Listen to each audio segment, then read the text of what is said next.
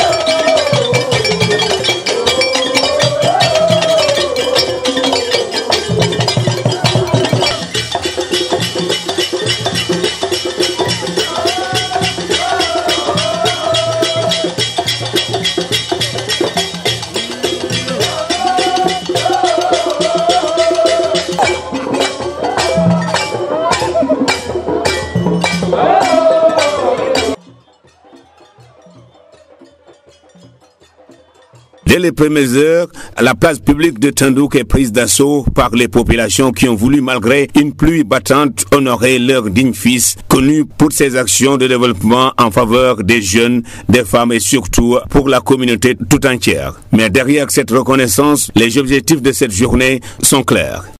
Nous avons un congrès qui va se tenir les 22 et 23. Nous en avons profité pour inclure des activités qui pourraient permettre aux jeunes de s'épanouir. Donc, comme je l'ai dit tout à l'heure, le congrès a pour thème orientation, formation et emploi des jeunes.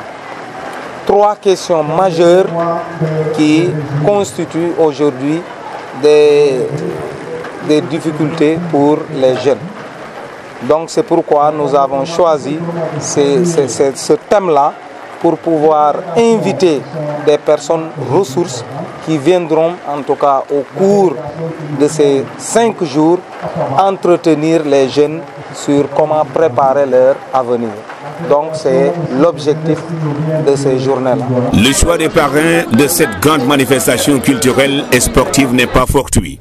Ils sont des références dans l'éducation, la santé, l'agriculture et le développement des communautés locales. Un honneur qu'ils mesurent à sa juste valeur. Je me réjouis d'abord de ce choix parce que c'est mon devoir de répondre à cette invitation. Étant fils de ce village, natif de ce village et acteur de développement de ce village, je suis dans l'obligation de répondre favorable par rapport à cette invitation de parrainage de ces journées culturelles. C'est tout à fait d'abord un honneur pour moi d'être là et d'être choisi comme parrain de cet événement. Je dirais à la jeunesse de Tindouk de continuer dans cette lancée, à savoir pousser les gens vers les études. Il n'y a rien de meilleur que les études, mais aussi essayer de trouver les bonnes filières pour demain. Parce que étudier, avoir des diplômes, c'est bien, mais faire les bonnes études qui sont absorbées par le domaine de l'emploi sont meilleures. Malgré les potentialités que regorge Tindouk, le village fait face à des problématiques qui freinent son émergence, des situations qui appellent à des solutions urgentes. Nous avons des doléances à faire part aux autorités. D'abord, la première doléance, c'est la communalisation de Tindouk. Tindouk, qui fut pendant très longtemps un chef-lieu d'arrondissement, a été oublié dans les différents découpages administratifs, qui fait que nous n'abritons pas une commune. Et donc les zones ou bien les localités qui sont dans cette situation-là ne sont pas nombreuses au Sénégal. Donc pour nous, Tindouk a été rétrogradé administrativement. La deuxième doléance porte sur l'éducation. Donc l'éducation et la formation pratiquement. Donc au niveau de l'éducation, l'école élémentaire de Tindouk fonctionne depuis 1945 et aujourd'hui la plupart des bâtiments sont en ruine. on a vu que tout manque dans ce village. Tout manque dans ce village, chef d'arrondissement. On ne trouve pas normal qu'il n'y ait pas d'infrastructures qui répondent aux activités de la jeunesse. Autre chose, c'est par rapport à l'éducation. On a vu ce qui se passe au lycée de Tandouk. Le lycée de Tandouk aujourd'hui, il y a un problème. Et ce problème, la population a déjà avisé l'IA, les autorités, par rapport à cette question.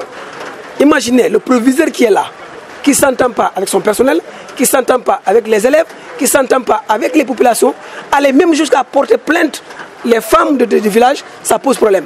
Aujourd'hui, ce que la population demande, que ce proviseur soit relevé de ses fonctions, qu'il soit remplacé par un autre proviseur. Situé dans la commune de Mamangoulek, Tandouk veut, à travers ces journées, impulser le développement dans l'ensemble des villages de la commune. Je salue cette initiative de la jeunesse de Tandouk d'organiser 72 heures. 72 heures pour échanger avec la population, 72 heures pour réfléchir sur le devenir du village. Et par conséquent, j'encourage et j'adhère totalement à cette initiative. La jeunesse fait partie des compétences transférées aux collectivités locales. Et c'est dire donc que nous allons user de tous les moyens dont on dispose pour accompagner ces initiatives. Des initiatives qui vont dans le sens de l'encadrement de la jeunesse, dans le cadre de la formation de la jeunesse, dans le cadre des activités de la jeunesse, dans le cadre de l'épanouissement de la jeunesse.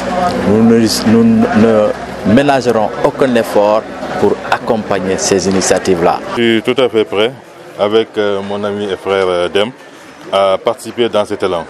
Et je prendrai avec lui certainement 2 ou 3 jeunes filles. Je prendrai 2 ou 3 filles, Inch'Allah, pour les assister à faire des formations professionnelles.